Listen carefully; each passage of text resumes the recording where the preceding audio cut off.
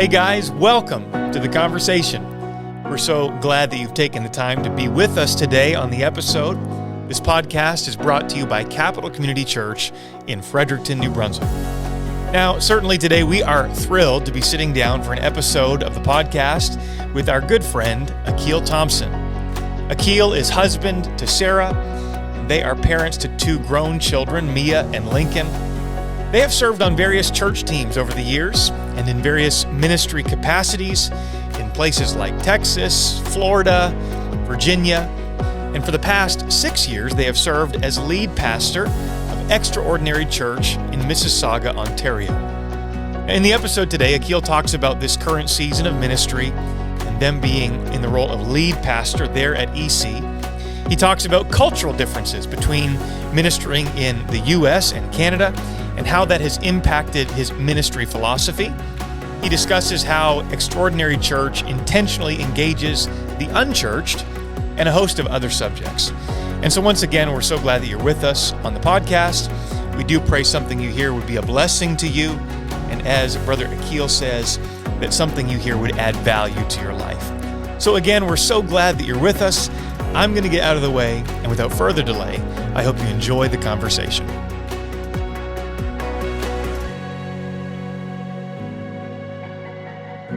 All right, well, we're very excited today to be joined by Akil Thompson, and want to say thank you to Brother Akil and also to our audience. Thanks for joining the conversation, and want to give you the opportunity to greet our listeners and to say hello. Man, thank you so much. I'm honored to be here, Brother Woodward. And what's up, guys? Looking forward to being a part of the conversation. Thank you so much for tuning in, and I hope that at some point something that is shared will have added value to where you are in your journey. So I'm looking forward to this. Absolutely. So I guess we'll start. I'm interested, I was going to ask you about your pathway to ministry, but tell us about your family, wife, kids, all that stuff. Give us a little synopsis. Absolutely. My lovely wife, Sarah, we met in 97, married in 2000. So it'll be 24 years in May. She's my best friend and my ride or die. So, and then we've got two amazing kids, and we're kind of in withdrawal mode right now because my daughter is off at Christian Life College in Stockton, California. So this is a bit of a new season, if you will. All of our family, we've just done life and ministry together, and so it looks a little different. My son Lincoln is a brilliant creative, and so he's super bright in that regard. Mia is a very talented musician. She's doing well at college. So that's kind of where we are. We've been in Canada now to be 6 years in March. Awesome. Yeah. So were you born and raised in the church? No, not at all. Long story. Yeah, I don't know. No. Was not raised in church, and knew nothing. Make a long story short, a broken life, great family, but my father was incarcerated when I was 11. Maximum prison security. They'd fly him. They considered him a flight risk. Every 6 months, they'd fly him to another prison. And that kind of turned our life upside down. And then I just was a bitter kid and tried everything you could think of, man. And my life was just completely broken and devastated. And I thought to myself, I've tried everything else, and nothing has worked. I might as well give Jesus a try. And knew nothing about Pentecost. I knew very little about the scripture. I didn't know anything about repentance. Nobody gave me a Bible study. I had a guy who invited me to church, and I went with him. And I'm from the South, Richmond, Virginia. It was a bit more racially polarizing than it is now. Thankfully, that's changed. But I just remember thinking to myself, man, this white guy is crazy. I was like, he is jumping up and down and speaking in some language. I was like, what is going on? And I just thought, the moment this other guy, this preacher gets done preaching, I thought he was yelling. I don't know about preaching. I said, I'm out. I'm leaving. And instead, I walked to the front. And nobody told me. I didn't talk with him. Nobody prayed with me. I just said, I'm sorry. I start crying. I feel the presence of the Lord. And a few moments later, God fills me with his spirit. Wow. And I was like, Jesus is real, guys. I was like, this is unbelievable. I was like, he is real. So that's my story. That happened when I was 18, 19. Wow, amazing. So, you come into the church, and thank you for that context and backstory. So from that point to where you are now, I'm curious your pathway to ministry. When did you start to feel that call, and how did that materialize in your life? It happened so quickly, as a matter of fact. I had been exhausted by everything else that the world had to offer. So when I had my experience with the Lord and I received His Spirit, I was all in. I had an unending, unyielding yes. It was just this wildly growing yes to the Lord. So for me, when He called me into the ministry, I remember I went to my first youth camp. And I had never been to a youth camp before. And I was just interested in, I remember, this is funny, I remember thinking, I'm going to see angels. I was that dude, man. I was so spiritual, or wanted to be. I was like no earthly good. But we were just lingering after the altar, and about 10 or 15 people were there. And I had never seen people. The church, when I received the Spirit at the time, was about 30 people. And we had like 2 or 3 young people, including myself. So I had never seen young people so passionate for the Lord. I was blown away. I thought, these guys are my heroes. And so I was kind of observing and praying. I'd never really, back in the day, we called that tarrying, now. But I'd never seen somebody linger in the altar. And I was just mesmerized watching this kid and this group of kids pray for him for a breakthrough and refreshing. And I remember I'd never laid hands on anybody, and the Lord spoke very clearly to me. He said, I want you to go lay hands on him. And it was so emphatic, but yet firm. I was like, I can't say no. I had never done that before, and I did it. And when I did that, the Lord just quickly said, I've called you to preach my word. And I didn't know what that would look like. As a matter of fact, I was very discouraged. I thought my life was over. I was studying to be an international banker. I was like, I don't want to be a preacher. So I remember after the service, or after we were done, because the service had been done for quite some time, I'm literally out kicking a rock. If anybody from Virginia is watching this, I'm talking about Sprouse's Corner. That was a campground that we leased. It was a Nazarene campground. And I'm literally kicking a rock because God called me to preach. And my friend comes up to me. His name was Matt, cool. The one who won me to the Lord. And he says, man, I've been looking all over for you. He's like super intense. And he's like, where have you been? And I'm like, he's like, God spoke to me about you. And I'm like, oh, what did he tell you? And he's like, he told me he called you to preach his word. And I was like, what do you want me to say? And I was like, not going to say yes. And I didn't at that time. But the Lord and His mercy and His calling was unrelenting. Yeah. And so I ultimately acquiesce, say, God, whatever you want to do in my life, I'm down. That's amazing. Yeah. So obviously there's a process there. I know you did. Was Florida where you first kind of took on an official role in ministry, or was there something prior to that? I know you had a season in Florida where you were with the Ballesteros. Yeah, absolutely. Yeah. And I absolutely adore the Ballesteros. Was just with them not too long ago. Yes. So, no, in Richmond, Virginia, became the youth pastor at the church that I received the Holy Spirit in. Okay. Later became the assistant pastor. And from there, that would have been from 90. I became the youth pastor in 99, became the assistant pastor in either 07 or 08, and left in 2011 to serve New Life Austin as their assistant pastor. Okay. So I was in Austin, Texas for 3 years with Rodney Shaw. And then from there, I thought, I'm planting a church. I'd been bit by the bug. New Life has that in the atmosphere, and they're a church planting machine. Yeah. And that's what I thought. That's what Brother Shaw and I thought. And we had kind of, though we didn't anticipate that happening as quickly, we thought, let's do that. And then the Lord rerouted. I shouldn't say He rerouted. I more or less tapped into what He had for us, and we ended up in Clearwater. Awesome. So, yeah. So I asked all of that because obviously there's been a transition to the foreign land of Canada from the United States. So I am curious how that door opened. You're in Mississauga currently, pastoring Extraordinary Church.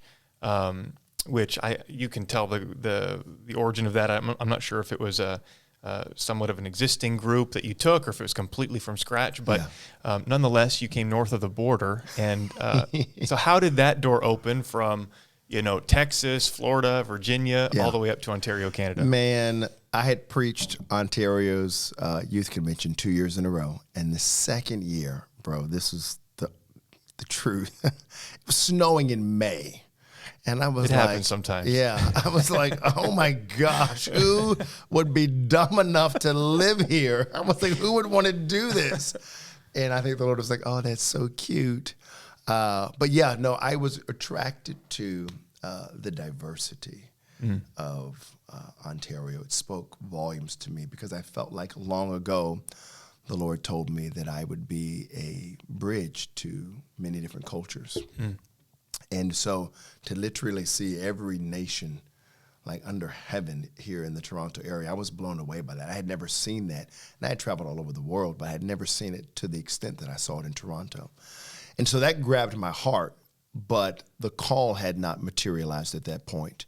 I come back crazy. So check this out. This is wild. We'll sidetrack into submission for a moment. I've always been a firm believer in just submitting to your spiritual covering. And I remember I've always just called my pastors bishop. So Bishop Ballester was like, I had a friend who was getting married, and I was going to go to the wedding and just be a support. And I was like, man, I'm going to be out of town for a couple of days. I'll be back. Wasn't going to miss a Sunday or anything, but we did have a youth event. We were bringing in Rima Duncan, my buddy Rima Duncan. Yep. And Bishop was like, man, no, just I don't want you to go. He said, I feel like you need to be here. And I was like, oh, okay. I just told my buddy, man, I can't make it. No biggie. Love y'all, and we'll catch up later. And I stayed. So the day of the conference, I get a call from district superintendent. And I looked at it and I was like, I was like, why is he calling me? I was like, I'm not answering that. I was talking with my wife. And then my buddy Sean Stickler calls, and like right after. I'm like, man, I hope everything's okay. So I like pick up the call and I'm like, what's up, bro? And he's like, man, we have a preaching point that about 19 people. We're trying to get some traction. We think it's a fabulous opportunity. We think you'd be a great fit. Want you to consider it. Short story. And I was like, okay, yeah. I was like, man, thanks. I appreciate it. I'll let you know. But I hung up the phone. My wife was like, what is that about? I was like, some foolishness. I was like, don't worry about that. I was like, we're good. And she was like, what? I was like, something about getting with some people to a preaching point. I was like, I didn't even keep the details. I was like, we are not going. And so that night, I have dinner with Rima. We hadn't connected in a while. And so we're just having dinner, catching up. And he's like, right in, just like this. He's like, bro, he was like, the Lord is telling me that there's an opportunity up north that he wants you to consider, and you won't even consider it. Wow. And he's like, he just wants you to consider it. And I'm like, so he wrecked my meal. It sounds like throughout your life, the Lord has just kind of dragged you along a little bit, kicking just and screaming maybe. Just a little bit. That's wonderful. He is long-suffering. Yeah. So, and guilty as charged. Yeah. So, man, you know what? I said, hey, let's check it out. I immediately talked to my pastor and talked to an elder who is now my pastor, Doug White. And I said, let me know what y'all think. We went up and just did a little visit. And in that visit, still didn't feel anything. Everything went well. Just, met with the folks and chatted and connected and prayed. And it wasn't until later, this is crazy, the Lord reminded my wife, we were talking, and I gone up for a second visit. And I said, babe, I think this may be it. I said, I'm not sure. I said, here's what I feel like. It's an open door. And my current pastor, Doug White, confirmed that. And she said, babe, do you remember when we lived in Texas, we were packing up, and my son was like, where's Florida on the map? So we're showing him. And he said, the Lord told me we were going to Canada. Wow. And he's 7 at this time. And so she reminded me of that. And I thought, babe, you're absolutely right. Wow. The Lord is in this. And I just said, Lord, I could so much to unpack here, but when he called me out of secular employment, it was like one of these radical things like resign. I had just received another possibility of a promotion, huge increase. And I was super excited. And he's like, resign. And so I didn't resign right away, but about 90 days later I did. And when I did, he told me I wouldn't return to secular employment. And so I was like, Lord, what does this look like? This is a 19-person, preaching point. We're not even official, charitable entity or registered charity. I was thinking 501c3. That's the American in me, but we're not a registered charity. I mean, can they support that? I was like, you told me I would not return to any type of secular employment. And the Lord began to provide miraculously, Matthew, just supernatural. He told me through somebody, if I have to send strangers to give into your bosom, I will. And I've literally I remember one time I was getting on the elevator, had somebody come up, didn't know him, and just put a $10,000 check in my hand, blank. Just great. God doing stuff like that to get us here. And so that's how that materialized. And I met with a group of people and said, hey, look, God has given me a clear vision. As a matter of fact, it's the first time I've had what I believe to be a supernatural vision that maybe we'll get into that, but it was just crazy. So, yeah. I'm curious, having done ministry in the Deep South and now having done it in Canada, entirely different nation. I'm wondering if there's any, other than, you mentioned diversity and 501c3s, but any other unique differences of how you approach ministry north of the border? Yeah, 100%. I have found, I know this is going to be on par with probably most answers, but in the States, especially in the South, everybody is a believer, and whether they are or not. Whether they are or not. And that's what I was going to say. Yeah. Up here, what's stunned me, especially in the Toronto area, we have had Hindi and Buddhist and who have never even heard the name Jesus. And that is staggering to me. They would come and be in the presence of the Lord, and they're crying, and they're like, what is this I feel? And we tell them, this is Jesus, this is God. And they're like, Jesus? Who is Jesus? It's phenomenal. So I remember when we first moved, to give you context, the default in the States would be, what kind of church is it? Yeah. It's Pentecostal, or it's apostolic. And so first guy that we meet, he's a plumber doing some work in the house. He's like, man, why are you here? He looks on our license plate. They're Florida license plates. I kept them as long as I could because it was a great conversation starter. Yeah. He's like, why here? And I'm like, well, we're getting this church going and church plan. And he's like, okay. He's like, what kind of church is it? I said, it's Pentecostal. And he's like, I said, well, apostolic. He was like, what? He was like, okay. You could tell he was confused a little bit. So he goes back to work, and then he comes back, he rolls up his sleeve, and he shows me this tattoo. It's Psalm something. And he's like, is it this kind of church with this kind of Bible? I was like, I said, yeah. I think, though, the difference, and this is already a part of who I am, I think the authenticity of representing Scripture and trying to just listen and say, okay, I want to repeat what heaven is saying. And to live that kind of life in a very simple place and meet people where they are is so inviting, because the cultures here, you can have multiple generations in a home. And it's very community driven. So they're willing and eager to sit down and have a conversation. I'll tell you, I kind of had to deconstruct some paradigms. In the States, if I thought, or if I knew a Muslim was coming, it's like, spiritual warfare, let's go, And so I remember when we had our first several Muslims visit, I'm thinking, man, I'm foaming at the mouth, figuratively speaking. I'm praying, and they were the most ingratiating, endearing, and responsive people. They were like, this is amazing. Wow.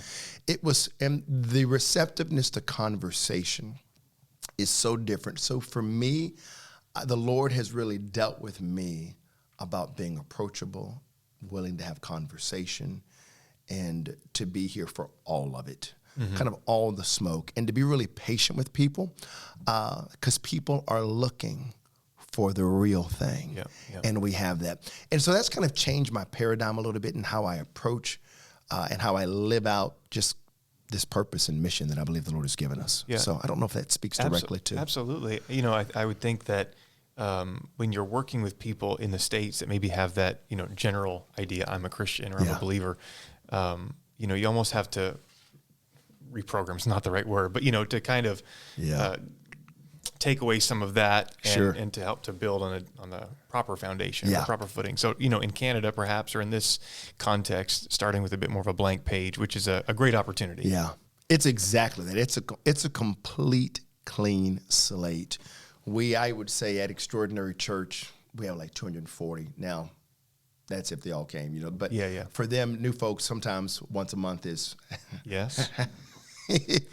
But I would say I'd have to go back and look at our database, but probably 195 to 200 are first time. Amazing. Yeah, just never. Yeah. Yeah. And that is true. I think it's Carrie Nyhoff that says that, if people attend your church once a month, you are their church. They consider. So I didn't know he said that. I haven't listened to some of Carrie's stuff in a while. I think Pastor was reading a book of his, and it was a comment that he had made. Really? But we find that too in some cases. So. Yeah. And so we're getting to a point right now where we're finally getting people to understand the importance of every week getting involved in the midweek Bible connection. And I had a young lady who, she was super excited.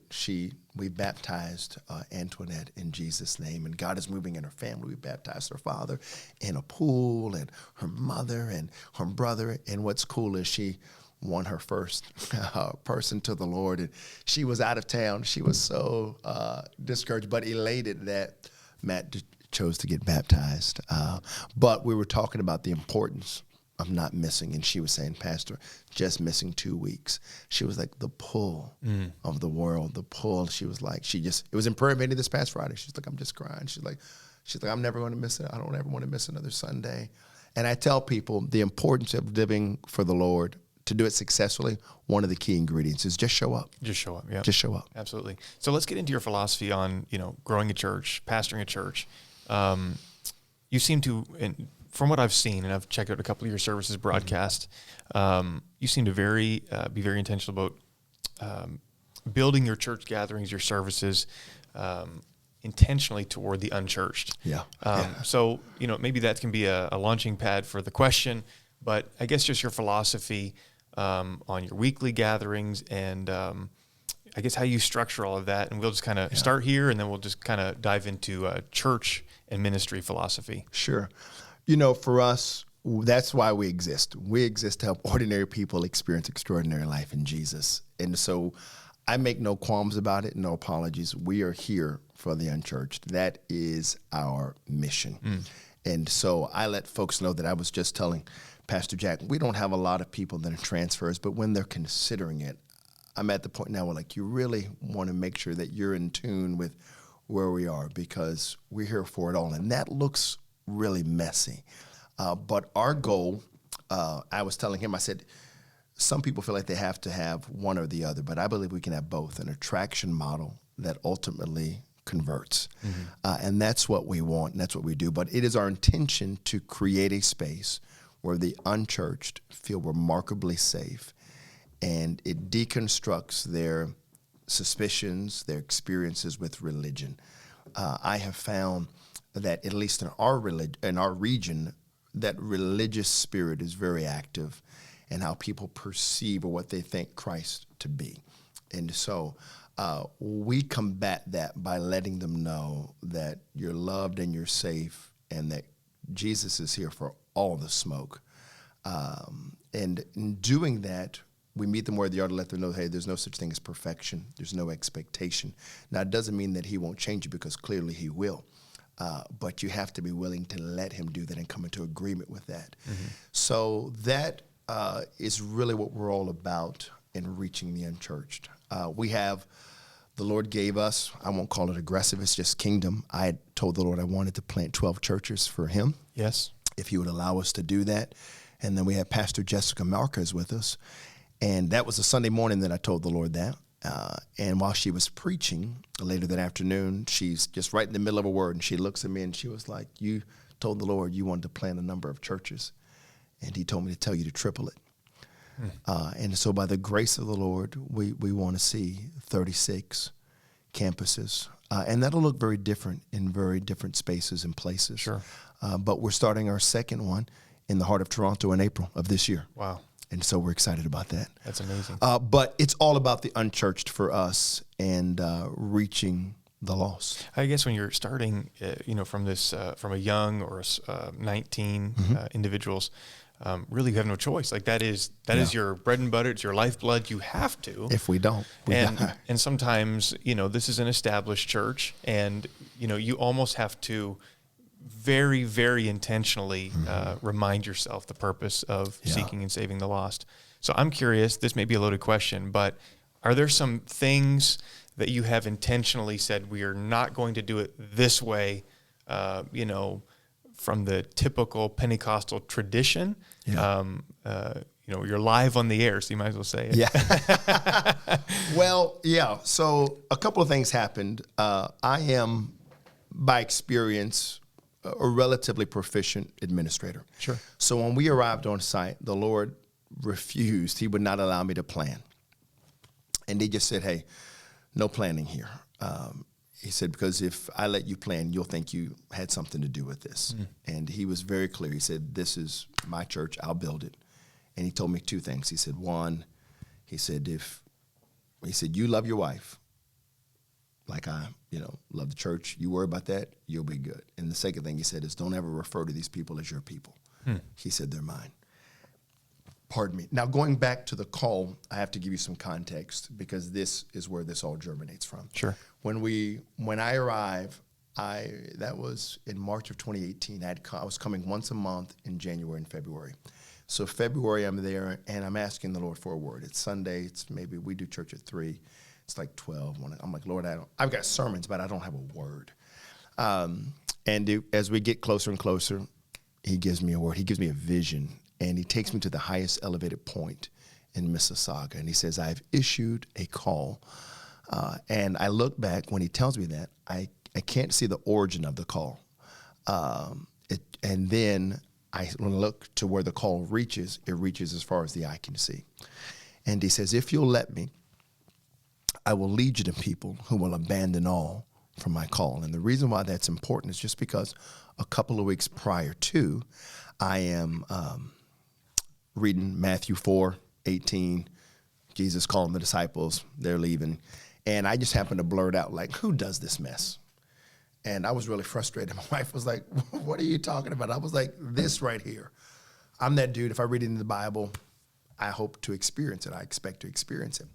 And I said, I don't see this happening. I don't see people leaving everything for the call. And she said, well, I can explain that. She was like, the Lord was already dealing with these men. So when they clearly heard his voice, they were ready to abandon all. So the Lord is piecing all of this together. So the first Sunday we're there, nothing. We don't put up an advertisement. There's nothing, not a sign, not a flag, not a Instagram, nothing, YouTube. And 65 people are there. Wow. People are literally getting off the bus saying, a higher power told me to come. We didn't have signs where to knock on the door. They're knocking all over trying to find it. And people are coming off the bus. And so from there, the Lord made it very clear. And it wasn't until about 18 months ago that he released me to plan. So in that, I was able to download, or heaven was able to download into me, what I call a blueprint for the region. And that's what really drives our mission and our purpose, because his heart is in the field. And so I believe the Lord, being led of his Spirit, helps us to tactically, very specifically, go after 4 demographics that we're very passionate about. And we go after them unapologetically. And one of the philosophies to ministry, I tell people this all the time. I'm like, love should make the way in easy and the way out hard. And so we're here for all of it. I let people know Jesus isn't intimidated by your doubt, your skepticism, your hard questions. He asked them himself. I was like, we want it all. So it makes no difference. This might have been uncomfortable for somebody who may have been Patty Pentecost. Yep. But I would say this all the time, and I still say it. I'm like, whether you're lesbian, transgender, homosexual, heterosexual, whatever ethnicity, wherever you are on the political spectrum, there is a place for you here at Extraordinary Church or the Kingdom. And so that has been a driving force. And I'll tell you something that really spoke to me, and I'll stop because I'm rambling about this, but No, I'll you're never good. forget. I had a bunch of paper. I told our team one time, because we were putting out, like, let's say 70, 80 chairs. I said, put every chair up. I put every one of them out. I said, the Lord is challenging. I said, put them all out. And I preached this message about something about a piece of paper. And I won't get into the backstory of that, but we put paper in every chair, and there were different images and words, like, I'm depressed or anxious filled or whatever, single parent. And as I'm preaching this, we might have had, I don't know how many we had that day, but there was a lot of empty seats. So this kid walks in. You can tell I hate to sound crass, but it's just true. I just keep it 100. He's a druggie. He's shaking. You got him out of the hospital. He's having withdrawals, and he's just kind of. And as I'm preaching about how people feel like they've been discarded and the refuse, it's our responsibility to go and gather them up and collect them and love on them and encourage them. He comes in, and it was kind of shocking because you don't see that often. It was clear. I mean, he still had, he was wearing the hospital gown, everything. He needed a lot of help. And the Lord challenged me, and he was like, okay, you've preached, and that's cute.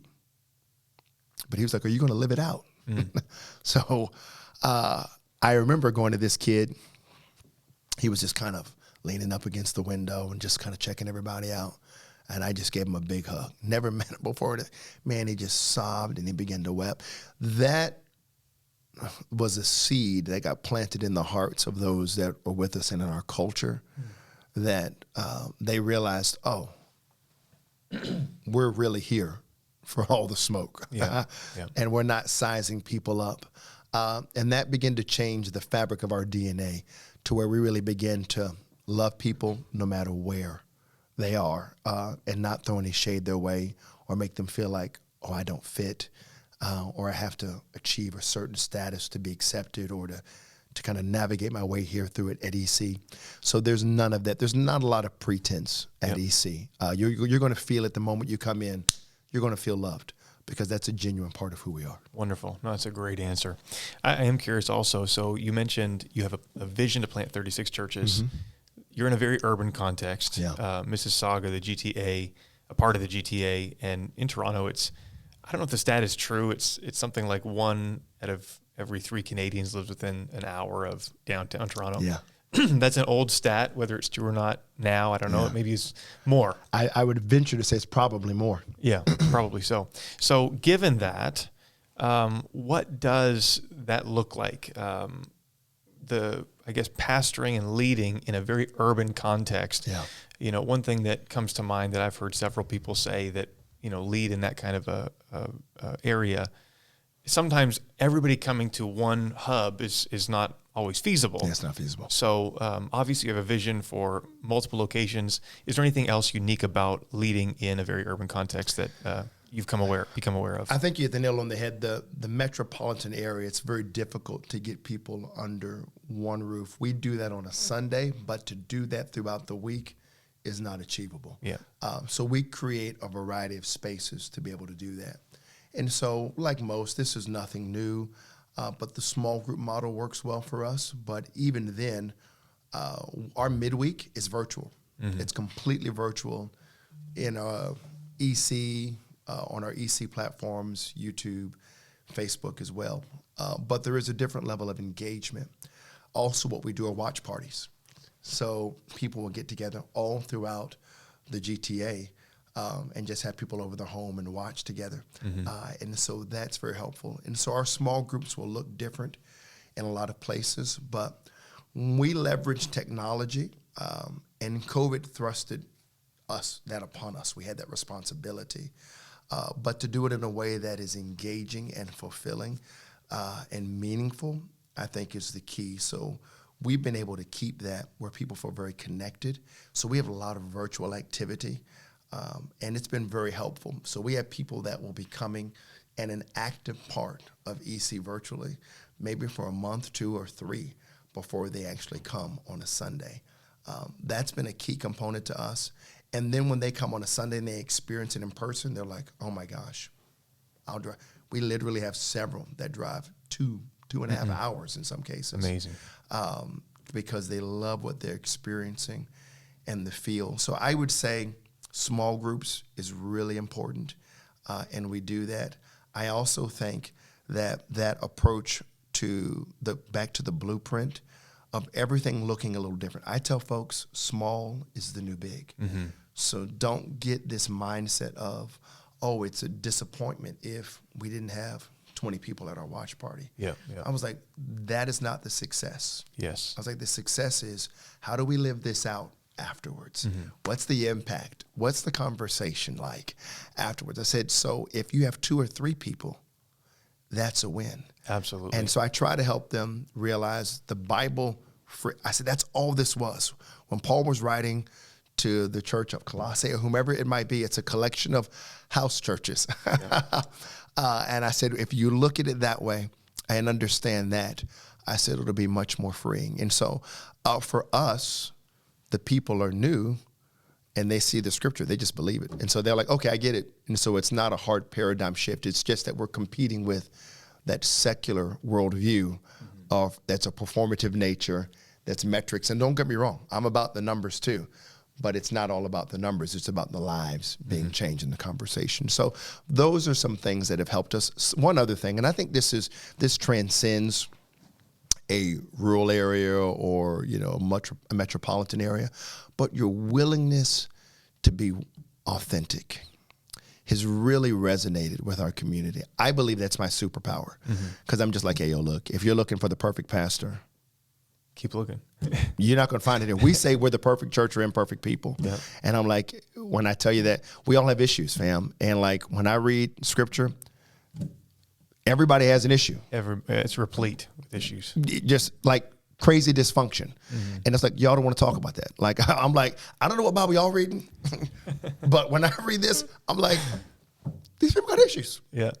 And I felt safe. I remember, but I suffocated silently for so many years early in the infancy of my walk with Christ, thinking I had to, meet a perfect standard. And the Lord revealed to me, there's a difference between weakness and wickedness. He is mindful that we are dust, and he is in the process of saving us. As long as we will repent, keep ourselves honest and broken before him, and let him do the work of what I now know as sanctification, great. Yeah. As opposed to, I'm good. Everything's great. And then y'all are getting a divorce? What happened? Yeah.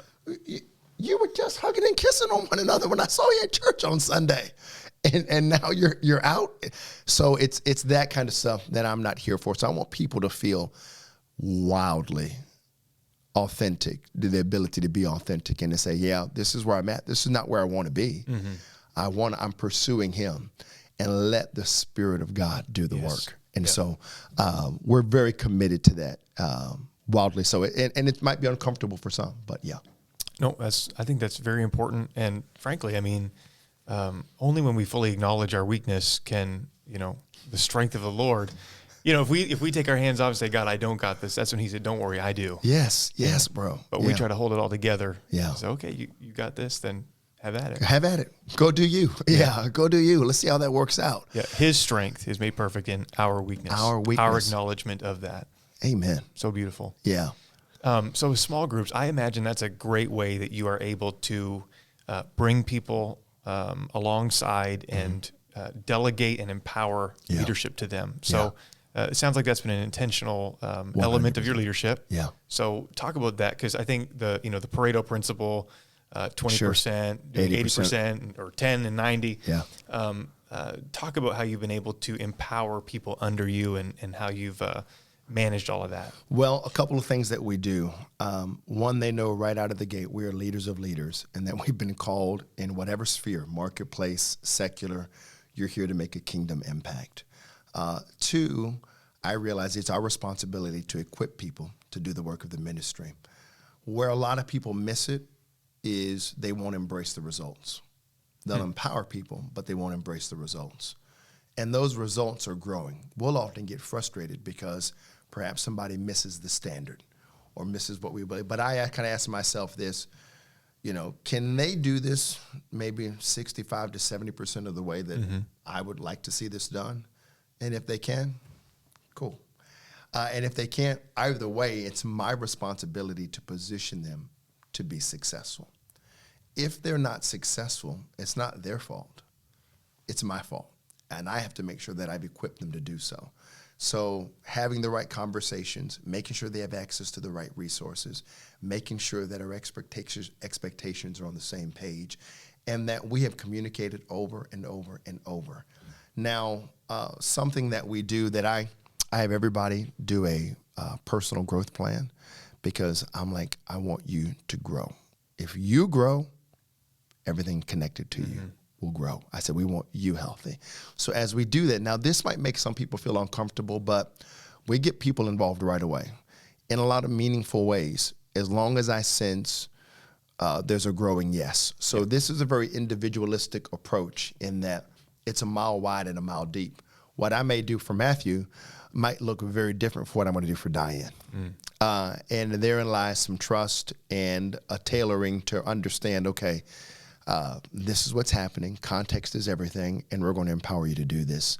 So that's something that we do. But, for example, we had a young lady who wanted to do a home ec small group, just kind of helping younger families and moms and dads meal prep and kids. And I was like, hey, great. You know what? She may not be all the way where we would like her to be in different areas. She's thriving in Jesus. But I'm like, what does it take to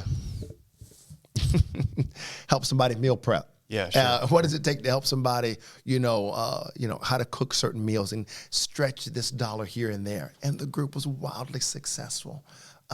So we want people to get involved in meaningful ways and take ownership, because if I can get them to own it, they'll steward it. And if so we have a continuum. Here's the deal, and I'm rabbit trailing now, so I apologize. But there's a kingdom continuum that the Lord gave me to help me visualize where people are. And there's 5 stages. You can be unaware of the culture. You can be resistant to the culture. You can be compliant with the culture. You can be engaged, or you can champion the culture. And we ultimately want champions.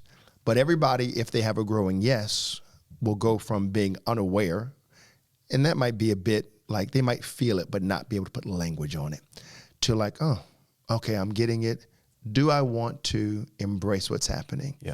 Leave those resistant waters to, am I compliant out of obligation, or am I compliant because my yes is bringing me into alignment? And if we can get people to that engagement and champion place, that's where we want them serving and making an impact. So the growing yes is a key ingredient that I look for. You could come and I could be like, this guy's got it all together, every degree, you name it. He is, Joe Blow Pentecost from the top down. But if there's no growing yes and you're resistant, it's not happening. Yep. There'll be a series of conversations, but then there could be somebody else that's like, man, I'm struggling to make it. I got these issues, but I'm here every Sunday, but I got a yes, and I'm bought in, and I'm reaching people, I'm bringing people. I'll stay and clean up, do whatever. I'm like, yeah, that's that moldable, teachable clay that we look for. And so that's some of what that looks like there. Hope that helps and answers your question. Absolutely. We're going to move on, and we're going to land the plane very soon. Because I have rambled and rambled and rambled. No. We've been working through the material, and it's been wonderful, seriously. Man, no, thank you.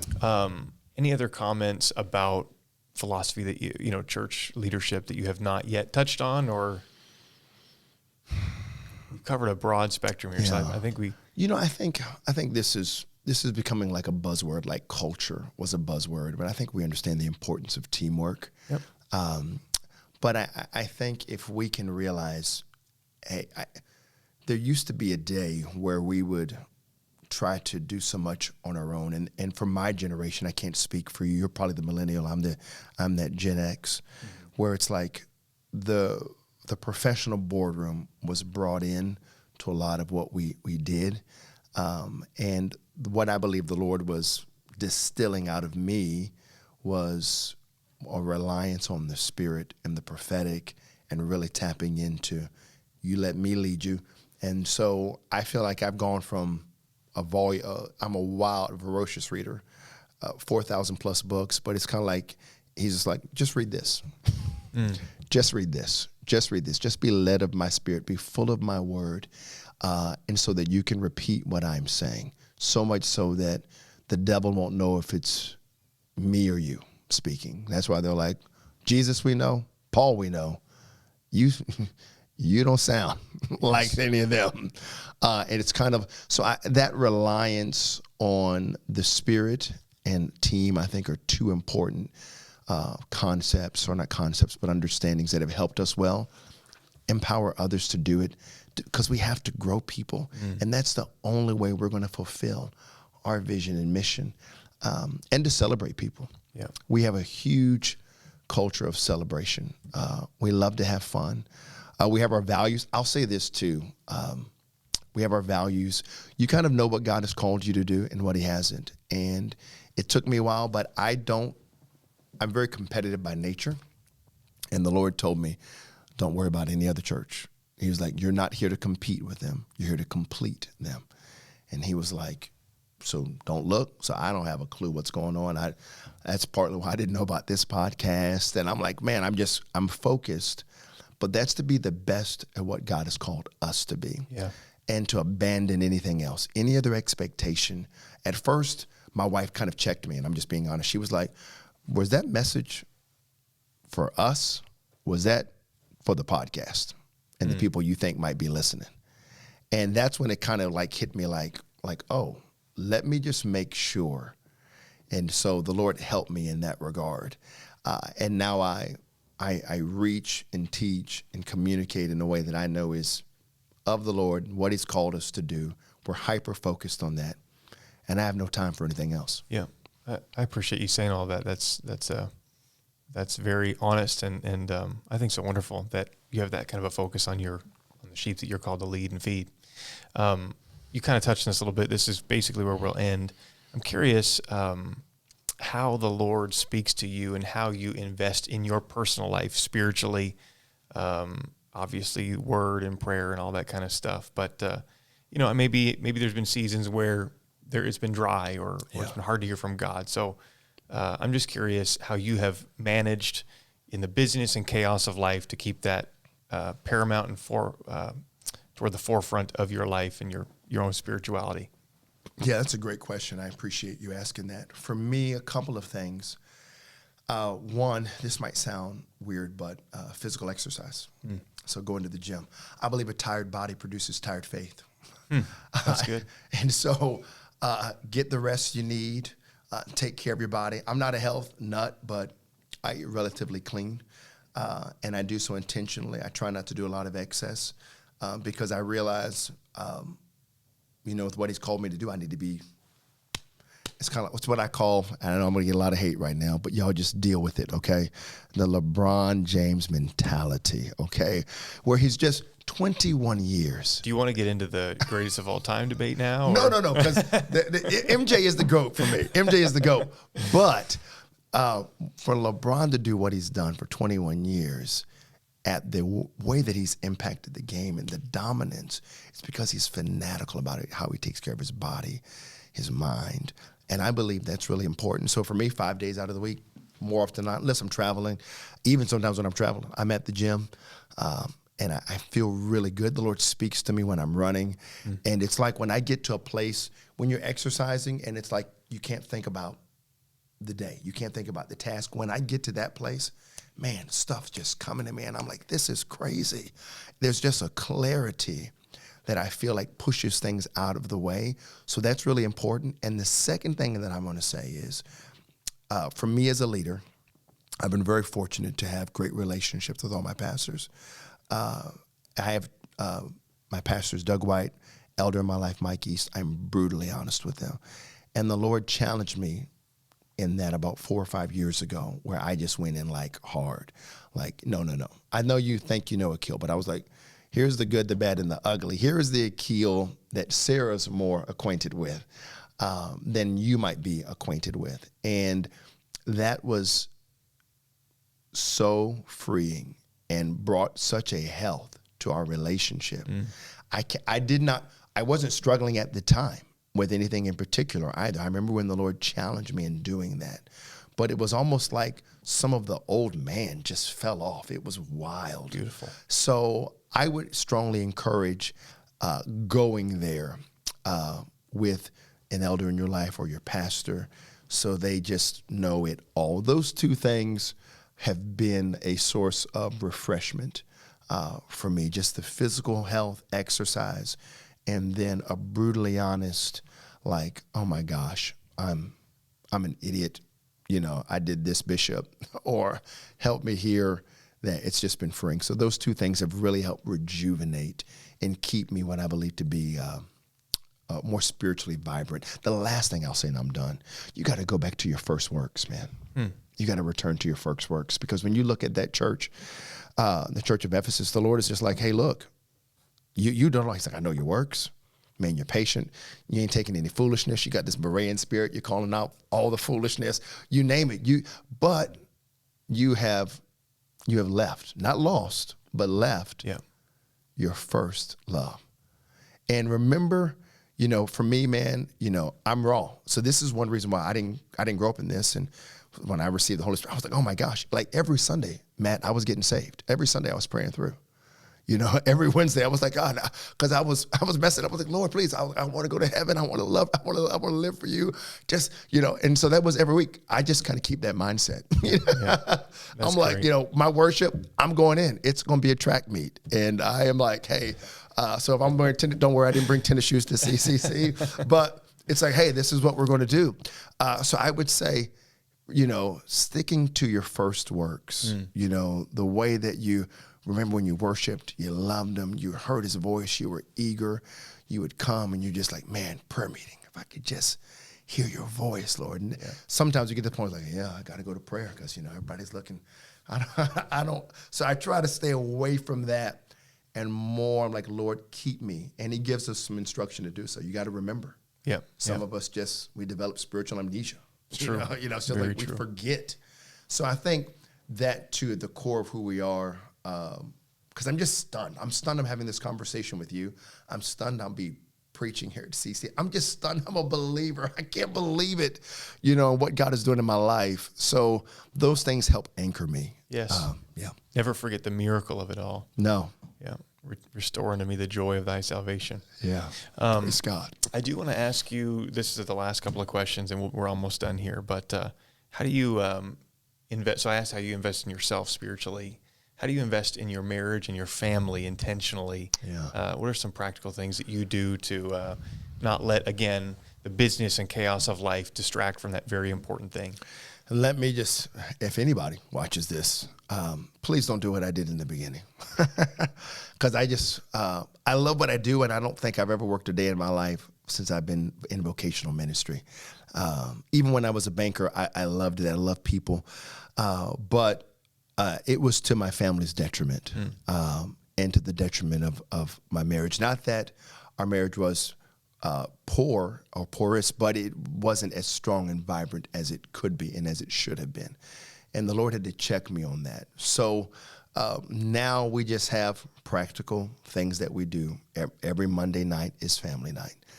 My wife and I, every Monday, 12:30, we have our date, And so those things are investments in our family and our marriage that have helped us and have kept us. And I thought, if you would have talked to the younger Akil, oh, that's not spontaneous.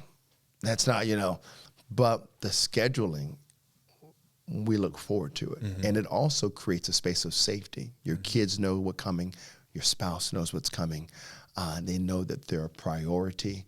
And so those things are really important. And so I would encourage everybody, block out the time for date time with your spouse on a weekly basis.